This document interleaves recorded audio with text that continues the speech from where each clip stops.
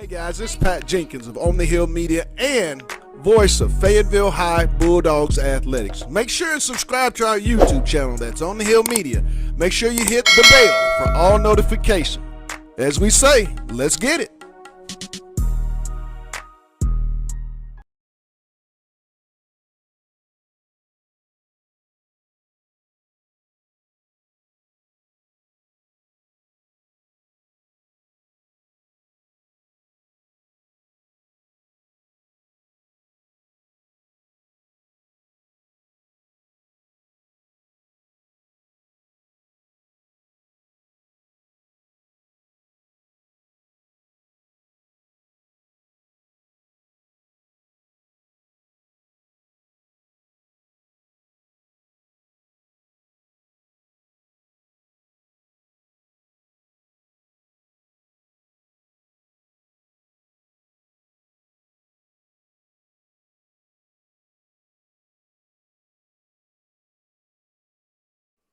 And welcome in.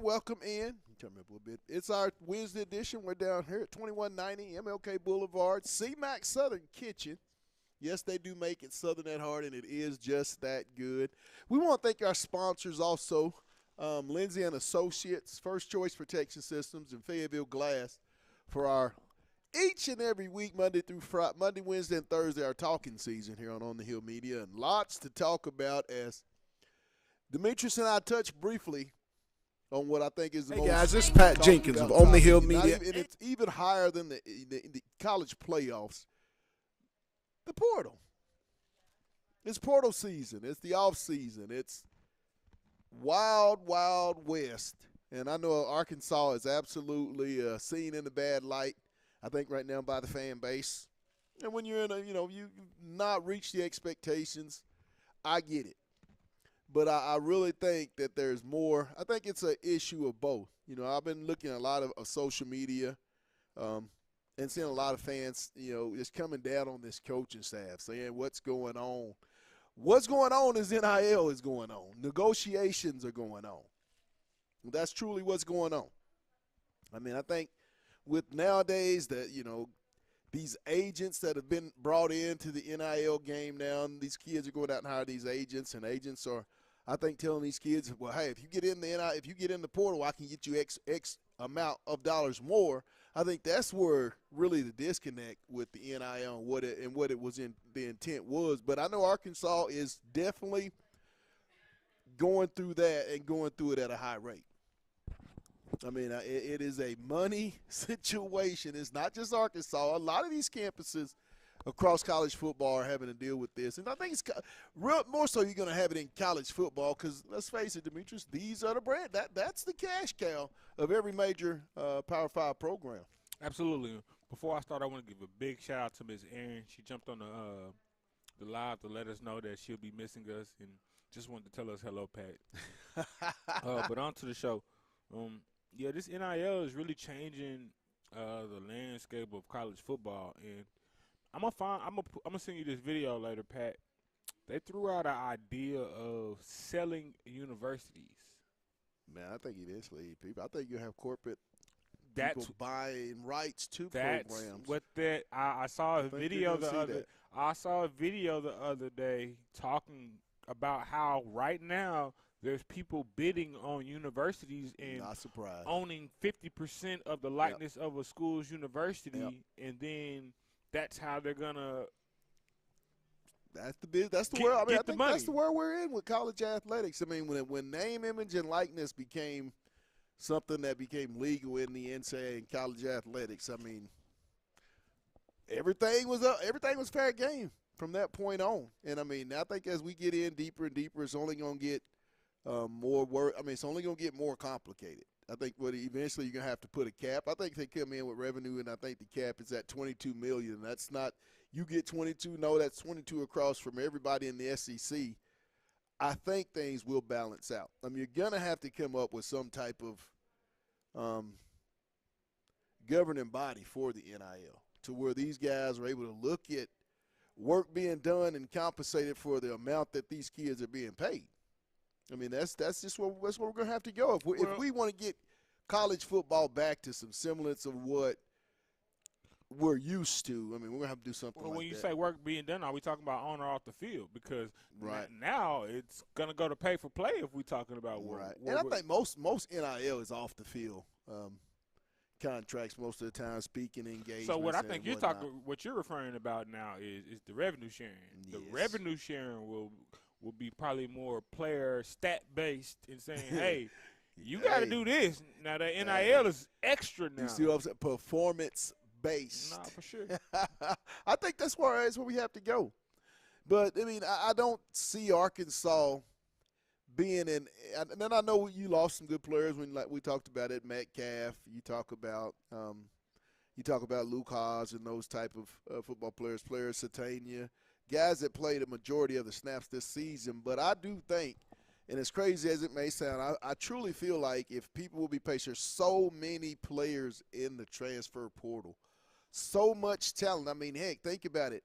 Andrew Armstrong came from Texas A&M Commerce, a small school, and I remember when he came in, people were questioning. All he did was go first team All AP, All SEC but Pat, at wide receiver. I'm not gonna lie. You don't want to build your team year in out doing that. You know, that's not gonna bring you consistency, especially in the SEC where you already have so much turnaround going to the NFL. Now you're talking about you got arguably 3 ways that players are leaving. You're talking about graduation, going to the NFL, and then you're talking about transfer portal. Yeah, that's college football. I think that's just you're gonna have to have a brand new team, and players are gonna come from D2s, NAIAs.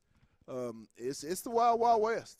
I mean, as long as you're gonna have that transfer portal, and these kids Andrew Armstrong was a kid I think that may have come out overlooked. I think he came out when they were just now getting used to, the transfer. And then I think it was COVID his senior year. So now you're sitting here not being able to take visits. Coaches can't come and really put an eye on you to really evaluate your talent level.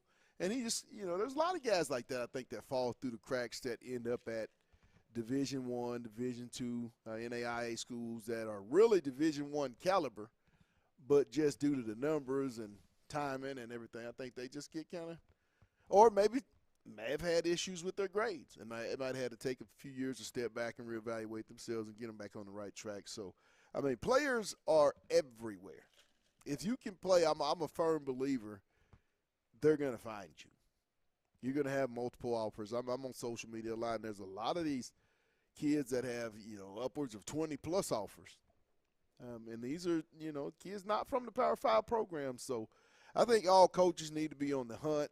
For you never can stop recruiting or acquiring is what I say. I no longer am going to say recruiting because it's the acquisition business that we're in so now. Pat, with so much turnaround, and then you look up and you see 5 or 6 starters going to Ole Miss.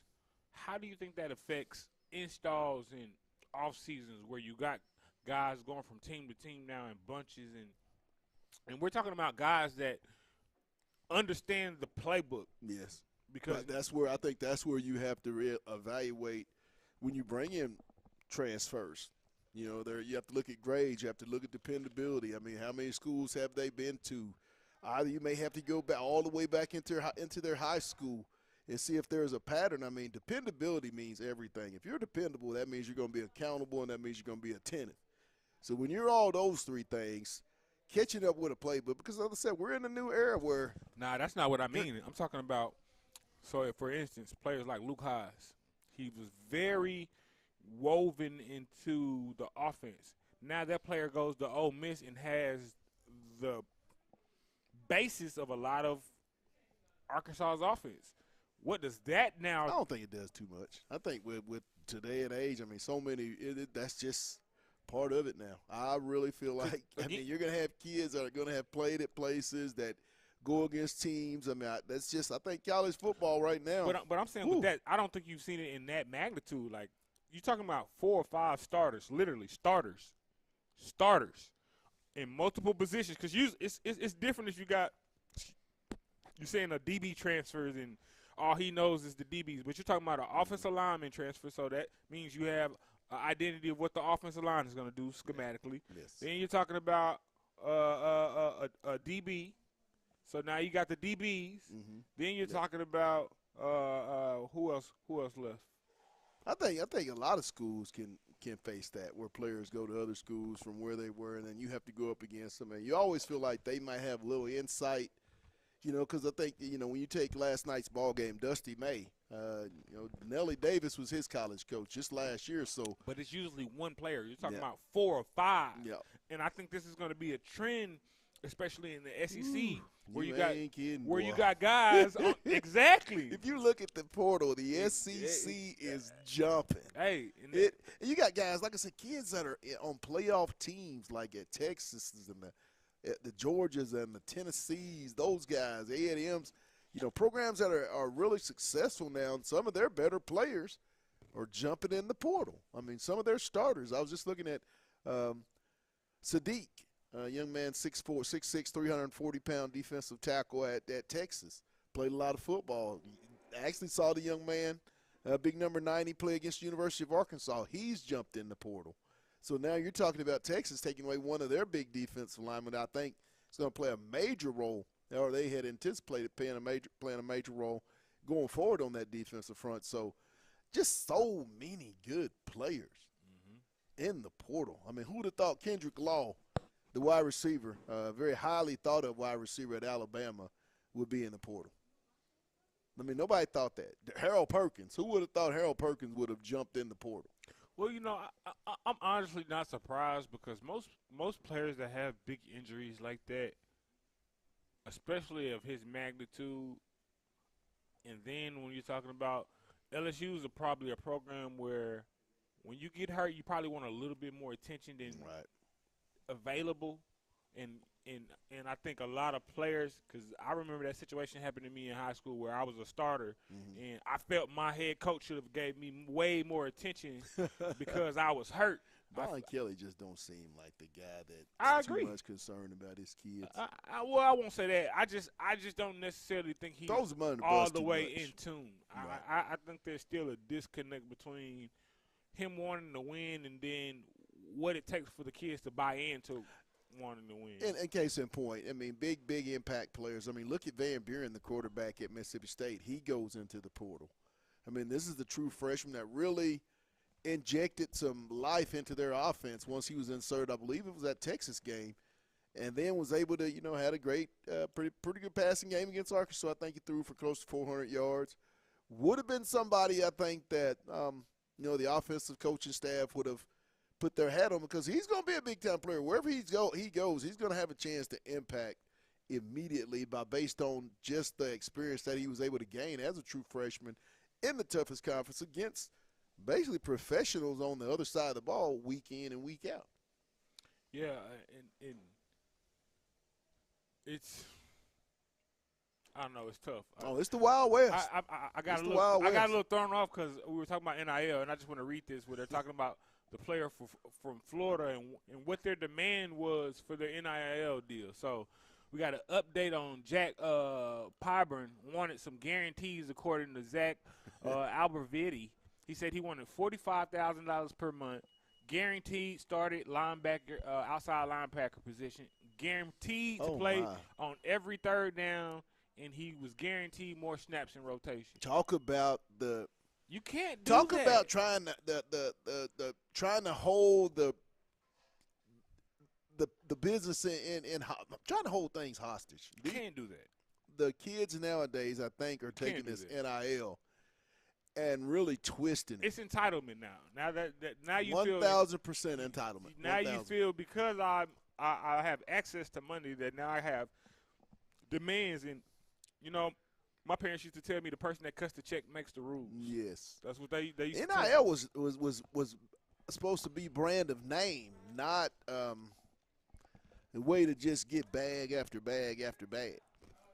That's what the NIL to me was, and I don't think that's what it's been. And I think here, if they don't get some type of organization and governing body to it, we will not have college sports anymore. I'm looking at it even when you talk about NFL, you talk about money being made. How do you differentiate the contracts now? Me and my good friend was talking about how now that's why you're going to start seeing bench players in the NBA making $5 million when, those used to be max contracts, Right. and now you got the max contracts in the billions. Right. And he was telling me you gotta expand the margin of what money looks like, because now you have guys that are lesser tier making the same money as Right. what's considered professional, and you have to have a gap.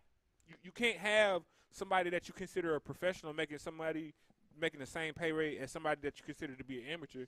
Right. So he was just telling me, like, the bubble's going to bust somewhere because, again, you have players that's not even going to be playing on a professional level making what max players were making 4 or 5 years ago. And that's crazy to even think of. You're talking about LeBron James. Let's take LeBron James, for instance, right?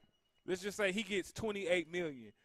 Now you're going to have a bench player that never, he goes between the G League, and I think Bronny's going to be a prime example. Like, I hate to use him as the example, but that's a prime example of where guys are going to be making millions of dollars as if they were a max player, and the play doesn't add up to the contract. So again, it's man, this is tough to navigate. Oh man, like, try being a head football coach and having to navigate this, and even with so many people that are of your fan base not knowing the ins and the outs and the loopholes and all the stuff that you have to deal with, even in the off season. I mean, your problems don't start till the end of the season. It's not during the 12, 13-week football season. That's your problems. Your biggest deal and the headaches come in the off season when you start to negotiate. And Pat, I think Lane Kiffin said the most profound Twitter post that I've seen in a couple of weeks. How in the world could you open up the transfer portal right before a bowl game, and you're expecting coaches to not only prepare for arguably some of these guys' biggest game of their lives, depending on where you're at with the playoff seeding and the bowl games? That how can I manage these guys? Because now if we do make it, just think about this. Now if I do make it to a playoff game, you got guys that have inflated value now. Right. And I think you would have thought they would have taken a page from college baseball with them having their major league draft right there around the Collegiate Baseball World Series, things of that nature. I mean, you would have thought that the NCAA football governing body who put this thing together and who came up with the NIL and the transfer portal would have looked at all those scenarios and said, hey, if we put it after the season, after the bowl games, then these coaches have a chance to see who's graduated, give them time to take a breath, look at their roster, and then maybe take about a 2-week period after the bowl game. So let these coaches catch their breath and then open up the transfer portal. So now everybody's got their roster kind of cleared out, and then you see who's in the portal. You can kind of identify your needs for the next season. That's a lot better. Now you got coaches trying to worry about negotiating contracts, keeping kids, recruiting kids while preparing for a bowl game, and then you expect to get a fully prepared football team, and they play a bowl game on December 27th, and the portal opens December 9th. Recruit, like that's so in 2.5 weeks that these coaches are supposed to be ready for a December 27 bowl game and have a roster of at least 44 to 53 kids or more, enough to play a football game. Pat, we just got a comment. The portal shouldn't be available until after the championship game. I'm 1,000% sure. I agree, because you got guys that are intricate parts of your team that you're depending on in the bowl game that sometimes you don't find out that they don't want to be there anymore until a week or two before. Look at Arkansas. You wouldn't have now. Yes, we expected guys. They'll be without at least 2 defensive linemen, and Landon Jackson and Eric Gregory that won't be on that defensive line. Just think about if you go have the right type of game in the bowl game, that might be the deciding factor if you stay or leave. Right. But because you were unhappy and made an emotional decision before the bowl game, you like, man, F it. I'm good. When one game, one trophy, one moment of excitement in a live setting could change your whole perspective about, hey, now I'm getting the opportunity that I want. Now the coaches are calling me. So again, I'm in 100% agreement that transfer portal situation should not be to after the national championship. And I will say again, it is a big time money. I mean, I think it is more so of the NIL dollar that's been such the big issue at the University of Arkansas. I firmly believe that. I have a hard time believing that. And knowing some of the guys, and I mean, I'm not saying that they're perfect. Nobody's perfect, but Arkansas lost more in the transfer portal last year than they have this year. And that was a 4-8 football team. They have more issues by losing less because I think the expectation goes up due to, hey, they have improved. I mean, they improved in the transfer portal, else they wouldn't have improved to 6-6. They got what they hit on what they had lost. If you really want to be honest, I think the linebacker room got way better than they were last year. As a whole, I think that linebacker room improved with the transfers that they were able to bring in, and I see no different. I think that's going to happen. I mean, Arkansas, I think, has 18 offers just out today in the transfer portal. Got big-time recruits that have come and some that are going to be in, tight ends, defensive linemen, offensive linemen, wide receivers, running backs, and D-backs. What I will say is I like to find the diamonds in the rough. Yes. Because sometimes when you do go after the big names and you do pay those guys, man, paying them doesn't always pan out, and you kind of get the short end of the stick. So, again, I'm all about analysis. These coaches have to go in here and really do a good player check and analyzation to make sure these guys fit what they want. And if not, we're going to continue to see Arkansas have this. Right. We're going to become the developmental league for the SEC. About this, D. We have kids that I believe they have kids that are on campus that are asking for astronomical amounts of money and hadn't played a snap. I mean, you have that. I'm not just going to say it's here at Arkansas. I know it's cases at Arkansas, but I know that if it's happening here, it's happening all over, where you have kids that aren't even playing going in and trying to negotiate. Hey, bro, that's crazy. Before they take a true varsity snap, negotiate. They still negotiating off their high school tape. Like, nah, that's what you got a scholarship for. That's what you negotiated off that for. I do think, and I will say this as well. Arkansas will be fine. I have to think the player that they bring in is going to have to be better than the player that they lost. I'll put it like this. If Arkansas doesn't find a way to go beyond the money, right? Because let's just say all things being equal, Arkansas never has the money these other colleges have, okay? Yeah, right. They have to find a way to utilize what's in front of them. And they have to utilize it in a big way.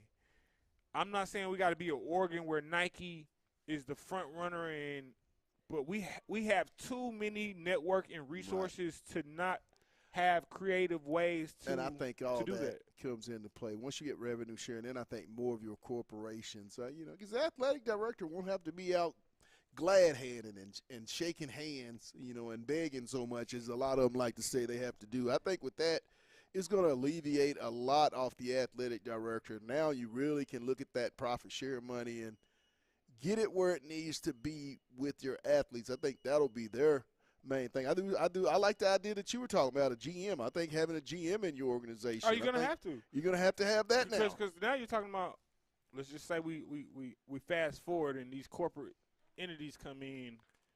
They're not going to run the team. Nope. So you're gonna have to have some form of general manager, some form of person that can delegate the financial responsibilities outside of coaching. Right. Hey, we're gonna take a real quick break, and then we've been talking a lot of football, but there was a basketball game last night, and I'm here to tell you it just might be Coach Cal's statement Arkansas game to get his program really going the way he wants it to. It's Talking Season live from Cmacs Southern Kitchen. We'll be back. About winning. We're not quite there yet. We got some guys, if they're not playing well, they don't play well for their team. And we're going to get through that. But this was a nice win. Michigan, come on now. They shot 58%, 40-some from the three, and they lose a game. So we did shoot 50 and 40, but we missed a bunch of free throws. We've done it now multiple times. Illinois, we missed 13 free throws. Well, you're not going to win a game. Down in Miami, we missed the two that would have put it to 5, and the game would have been over. We missed both. Today, we missed those free throws. So maybe I'm having the wrong guy shooting free throws. maybe have to think about that myself. How much do you guys need? And you preach process throughout the beginning of the year. How much do you guys need this type of result? We needed what we did with Miami. Be down the whole game and come back and win. Having a will to win, that's when you know, okay, now we have a will to win. Let's get the rest of the stuff together. These kids haven't stopped fighting all year. I mean, we were down to Baylor big, and all of a sudden it's a tie game, and we're down 3 with the ball twice. Illinois got it to 9 and missed a layup, missed free throws, and had a chance to get it to 5 or 6. So, but we've also been down some first halves that we shouldn't have been. But this one at halftime, I was so happy because we could have been down 25. And all of a sudden, we're down 4. I know, John, SEC is an absolute beast of a league this year, clearly the best in the country. Did you feel pressure as a coach? You know, this is your last high major non-conference opponent to get this win under these No. circumstances. And welcome back No, to Live. but We're at normally- Cmacs Southern Kitchen, located at 2190 MLK Boulevard here in Fayetteville, Arkansas. Yes, it's made Southern at heart, and it is just that good. And let me tell you, if you watching the show and out and about Fayetteville or in Town, the Town area at 7420 West Sunset Avenue, if you'll go in and say you heard advertisement for 25% off your meal, and you heard that on the Hill Media, they will definitely get you taken care of. So make sure you go out and use that 25% off of really amazing food. I'm telling you, this stuff is big time. But hey, nothing more big time than, a lot of people have been on this Arkansas basketball team. All they've done is 7-2, but they just hadn't won that big quad 1 game that they can grasp on and say, okay, the Calipari area at Arkansas has started. Well, what happened last night? The boogeyman happened. That's what happened. The true freshman, along with his running mate, DJ Wagner. There was a little Thiero in the first half. There was some Trevin Brazil, who I thought played his best game, most physical, most aggressive game as an Arkansas Razorback. You could kind of see Jonas Adu. He's starting to get more in and in the shape. You're waiting on Nelly, but I thought Nelly, sometimes there's more to Nelly's game. When you watch it, he's not one that needs to really get scoring. He did a lot of things, and sometimes you find out true basketball if they're out there when they're not scoring. He made probably the biggest defensive play of the game by just getting a fingertip on that inbound baseline because he was beat. But he made the play. Carter Knox starting to really get involved. I thought, he has to improve on the defensive end, but I thought he'd start making strides. And just a little bit less of Billy Richmond and an injured Z. So to play kind of with about 7 kids in an environment where they were down 15, went up 18, and then just found a way to make plays down the stretch, you can kind of tell that Baylor and that Illinois experience is helping this basketball team. And I'm telling you, when they get fully healthy, they can get more scrimmage time and get that chemistry and how each other likes to play. This team is going to really, really, really put itself in a good position in that NCAA tournament by what they do in conference in weeks to come. Yeah, I'm excited for the basketball team. I think that was a spark that they really needed when you talk about coming up really close in the game with Illinois, and then, even that Baylor game. You talk about that close game that they felt they were in the hunt in, and Right. this is, like you said, that one big quad 1 that win that they need at the end of the year, where it's like, hey, who did you play? Hey, we beat Michigan. So again, and that's probably going to be competing for top 3 spot in their conference. So again, I think it was great, and then just the team chemistry, just seeing them understand their roles. Right. Sometimes it's hard to see a freshman come in and take on the role as the guy, and I think everybody's doing a great job adjusting to Boogie being the guy. He's the Kobe. He's the guy that. When they want some shots thrown up, he's gonna throw them up when nobody else wants to shoot, and I think you need that. But just letting the guy make the mistakes, because I think honestly, I wish, and this is wishful thinking, because with the way again NIL is and the money is now, they're ready to go to the NBA. Oh, man. But I think if he had one more year to where he could just really get a consistent shot and not be so streaky, man, he would be a great NBA player. Just his ability to score and make opportunities for himself is you haven't seen it in a while. And I think Cal can really develop him here. But I think just with the mindset these Only guys one have, and done. it's one and done. And I think, Yes. you know, that's the difference between guys going to the NBA and having the potential to stay long term in there, and then, you know, having to go bounce back and forth between the G League and you know, I'm not saying Boogie's going to be that type of kid that goes in between the G League, but I think another year would guarantee him having the really experience and the consistency that he'll need to really stay in the NBA long term. Could you imagine Boogie Flan and Darius Acuff and Malik Thomas and DJ Wagner as your four guard backcourt? I mean, you throw wow. in Isaiah Sealy. You throw in Sealy. I mean, the ceiling for this basketball program, and Cal's going to continue to recruit at a high level. I mean, let's just be blatantly honest. The address just changed. The way things happen, it's not going to change. He just got a new location to do what he's always done, be it at UMass, Memphis, Kentucky. He just moved to Arkansas. It's movement, people. And that's the one thing I think people, before we let everybody go with the NIL, the NIL is people are moving. Just like if you had a new house and you were going to move to a better neighborhood that you thought was better for you, you're moving. There's nothing wrong with being able to move into a better environment, a better neighborhood. That's not saying that the neighborhood you were in, but it's just you may have had an opportunity that this is where neighborhood you might want to get into, and you're able to get into it now. So, and I think that's more for the fans, man. I think y'all should stop with this. Hey, you're a traitor.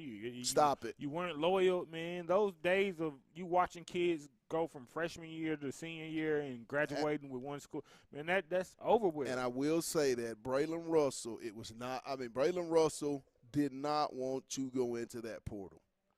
Circumstances surrounding Braylon Russell, but clarification that people got to talking, and Braylon Russell is here because Braylon wants to be the starting running back, and I think is going to have a great career, and the NIL that he'll make and beyond could be limitless. Hey, Pat, and I think that was one of them situations where as a coach you want to stand on business, but as a player you got to stand on business too. Stand on business. Like, if you think you worth that $350, go test the water. Yeah, go do that.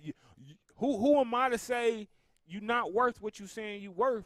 But just understand. Be wise in the when ears you make that decision. Be wise in who's speaking to you, because like I said, all money is not good money. And when you make that decision, you got to stand on it. Stand on business. Ain't that what he said? And you know, I think you're gonna see a lot of these players do that when you talk about negotiation, where you're talking about, man, I'm gonna enter my name in and pull it. You don't want to be Frank. You don't want to be on Syracuse. No, for sure. You heard what Frank said. Because ain't no withdrawal. But I'm gonna tell you like this. I'll tell you like this. Pat. I like Fran Brown. I'm a big Fran Brown fan. People forgot. Sam Pittman said the same thing. Yeah. He said the same thing. But I think I won't make that statement on here. I can't do that. Sam Pittman said the same thing. I can't make 3 years, statement on here. 3 or 4 years.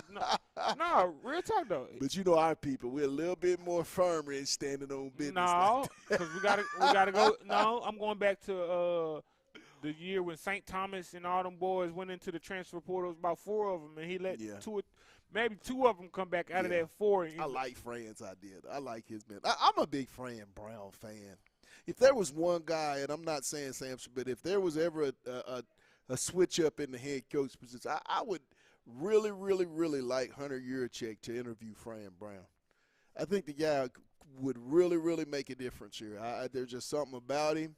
I think he could be that one guy, if anybody, could do it. I think he really could put Arkansas in a situation that would be really, really good. And also, too, when you're coaching in the South and the transfer portal, you're not going to be successful if you don't have coaches on your staff that understand the South and have relationships in some of these states where these kids are coming from. You got to know somebody that knows somebody that knows somebody. Mm-hmm. That's how the recruiting game goes. That's how you get a little relief maybe in certain situations with your NIL based on the relationship that you have maybe with a family member. And, well, we'll just see how it goes. We'll take this and see how this goes. But, hey, we're going to be we're going to be back tomorrow. Great show.